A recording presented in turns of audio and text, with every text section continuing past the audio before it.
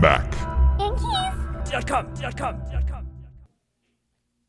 So we're going to remove the right arrow key now. So what you're going to do is you're going to take your tool, just stick it underneath the bottom there, and you're going to take your finger and hold down on the top part, and then just start wedging it up until it snaps off. There you go. There's your right arrow key removed.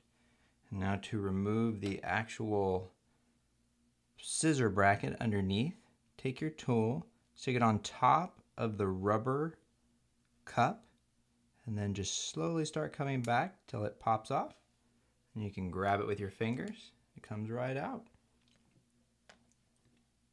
And now take your replacement hinge, and you'll notice on the replacement hinge you have a single continuous piece on the top, and then it gets separated on the bottom, and that's the orientation that it should actually be placed into the keyhole.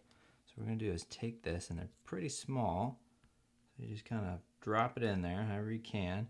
And now we're going to take our fingers and we're going to press down on this key till it snaps it, or the bracket, until it snaps in place. You can use your finger, spudger, whatever you feel like using. I think I'll use my finger actually. And push down. There we go, until it snaps in place. And now get your replacement right arrow key, and then just stick it right on top like that. And then what you're going to do is you're going to just push down until you hear some snaps.